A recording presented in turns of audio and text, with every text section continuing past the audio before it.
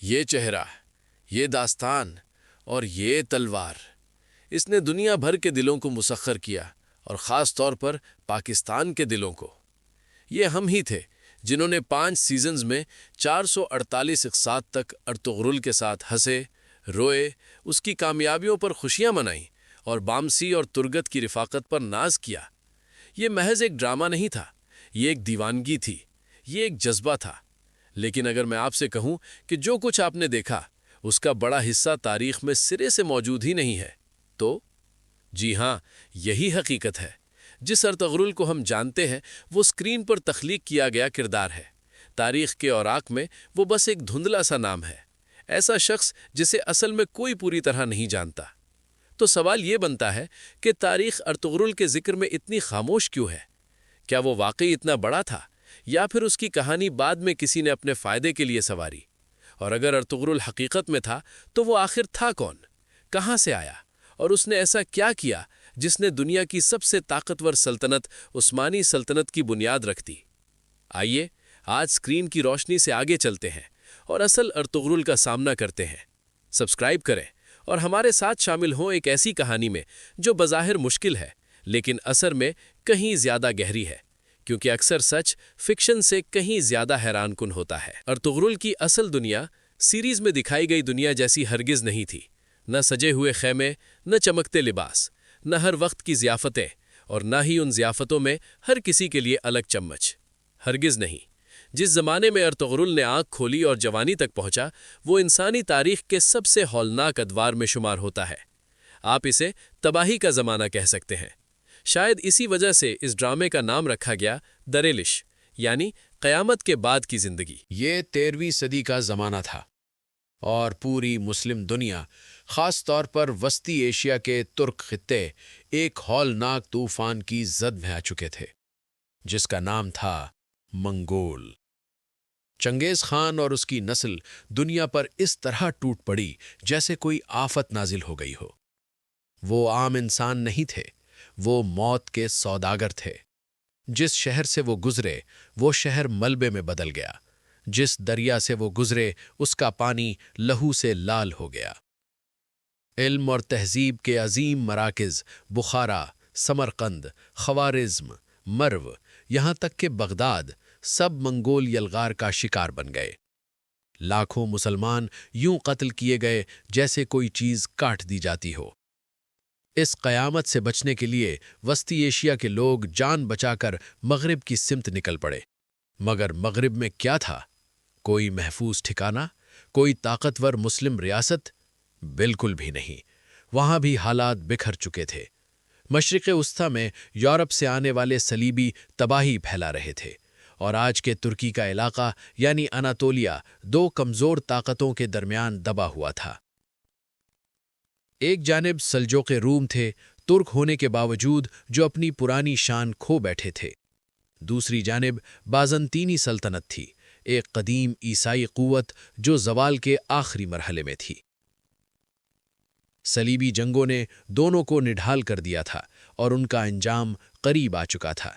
سوچیں، ایک طرف منگولوں کی یلغار، دوسری طرف بکھرا ہوا نظام، تو وسطی ایشیا کے ترک جائیں تو کہاں جائیں؟ ان کے لیے صورتحال ایسی تھی جیسے آگے اندھیرا کنواں ہو اور پیچھے کھائی۔ لیکن ہجرت کے سوا کوئی راستہ نہیں تھا اگر زندہ رہنا تھا۔ انہی مہاجر ترک قبائل میں ایک قبیلہ ایسا بھی تھا جس کا نام تھا قائی۔ نہ کوئی وطن، نہ زمین، نہ کوئی پناہ۔ وہ صرف اپنی عورتوں اور بچوں کو منگول تلواروں سے بچانے نکلے تھے۔ ان کا ایک ہی مقصد تھا، کسی طرح زندہ رہ جانا۔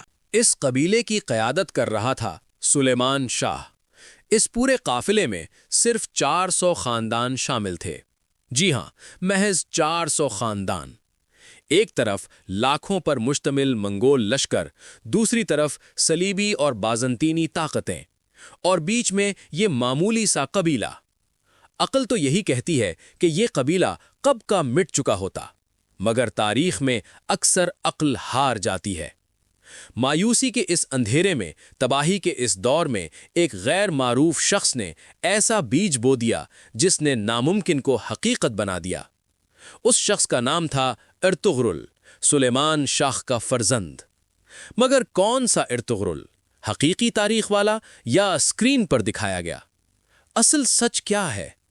اب خود کو مضبوط کر لیجئے، کیونکہ جو حقیقت ہم بتانے والے ہیں وہ شاید دل کو چوٹ پہنچائے، لیکن یاد رکھیے حقیقت تک پہنچنے کے لیے دل کا ٹوٹنا لازم ہوتا ہے۔ ہم نے ڈرامے میں کیا دیکھا؟ ارطغرل اور حلیمہ سلطان کی محبت، صلیبی قلعوں میں گرینڈ ماسٹر پیٹرس جیسے کردار، خوفناک منگول سردار نویان کے ساتھ مارکے، اور ہاں، ابن عربی جیسے روحانی رہنما جو ہر موڑ پر ارطغرل کے ساتھ نظر آئے۔ سب کچھ کتنا دلکش لگتا تھا نا؟ ہم بھی جذباتی ہو گئے تھے، لیکن حقیقت یہ ہے کہ تاریخ کی کتب ان تمام باتوں پر خاموش ہیں، بالکل خاموش۔ سچ یہ ہے کہ ارطغرل کے اپنے زمانے یعنی 13ویں صدی سے ایک بھی مستند تحریری حوالہ موجود نہیں، نہ کوئی کتاب، نہ ذاتی تحریر، نہ کوئی سرکاری حکم۔ آپ چاہیں تو اسے تاریخ کا بلیک ہول کہہ لیں۔ مورخین تو ارطغرل کی زوجہ کے نام پر بھی ایک رائے پر متفق نہیں، یعنی ڈرامے میں دکھائی گئی محبت کی پوری کہانی بھی محض کہانی نگار کی تخلیق تھی۔ یہی تلخ حقیقت ہے۔ اور ابن عربی، وہ واقعی عظیم صوفی بزرگ تھے، لیکن کیا وہ حقیقت میں ارطغرل کے مرشد تھے؟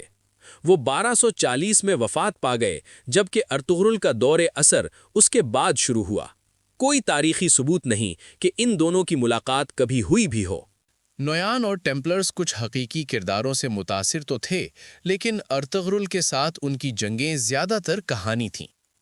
تو پھر سوال یہ بنتا ہے کہ جب کوئی ریکارڈ ہی نہیں تو کیا ارطغرل واقعی موجود تھا، یا وہ بھی کنگ آرتھر کی طرح محض ایک افسانہ تھا؟ نہیں، ارطغرل حقیقت تھا، اور اس کی ایک ٹھوس دلیل موجود ہے۔ ایک چھوٹا سا سکہ جو آج بھی استنبول کے ایک میوزیم میں محفوظ ہے۔ یہ سکہ ارطغرل کے بیٹے عثمان کے زمانے کا ہے، اور اس پر کیا تحریر ہے؟ عثمان بن ارطغرل۔ یہی وہ واحد مضبوط تاریخی ثبوت ہے جو اس بات کی تصدیق کرتا ہے کہ ارطغرل نام کا ایک شخص واقعی تھا، جو عثمان کا والد تھا، اسی عثمان کا جس کے نام سے عثمانی سلطنت وجود میں آئی۔ یہ ایک سکہ تاریخ کی طویل خاموشی پر بھاری پڑتا ہے۔ تو پھر ارطغرل کی پوری کہانی کہاں سے آئی؟ کیا ڈرامہ لکھنے والا جھوٹ کر رہا تھا؟ نہیں، سب سے پہلے یہ سمجھ لیں کہ تاریخ پر بننے والی ہر فلم یا ڈرامے میں تخلیقی آزادی لازمی ہوتی ہے۔ ہالی ووڈ کو ہی دیکھ لیں، بریو ہارٹ میں اسکاٹ لینڈ کی تاریخ بگاڑ دی گئی، مگر فلم سپر ہٹ رہی۔ ارطغرل کے معاملے میں محمد بوزداغ کے سامنے ایک خالی کینوس تھا۔ ہیرو معلوم تھا، منزل واضح تھی، لیکن راستہ غائب تھا۔ اس نے اس خلا کو سسپنس، سازش اور مضبوط کرداروں سے بھر دیا اور ایک خاموش خاکے میں جان ڈال دی۔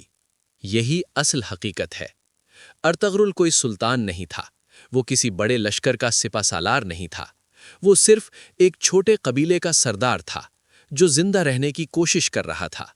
اس کا اصل کارنامہ تلوار نہیں تھا، بلکہ ایک فیصلہ تھا، ایک ایسا فیصلہ جو بظاہر دیوانگی لگتا تھا، لیکن حقیقت میں شطرنج کی چال جیسا تھا۔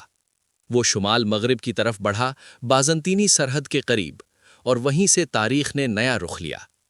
ارطغرل نے تقریباً 50 سال سوغوت میں گزارے، اور یہی وہ بنیاد بنی جس پر عثمان نے ایک سلطنت کھڑی کی۔ اصل سبق یہی ہے، ڈرامے کے ہیرو کو نہیں، تاریخ کے کردار کو اپنائیں، کیونکہ ڈرامہ ختم ہو جاتا ہے مگر کردار زندہ رہتا ہے۔ انتخاب آپ کے ہاتھ میں ہے، اسکرین کا ہیرو یا تاریخ کا وہ سبق جو دنیا بدل سکتا ہے۔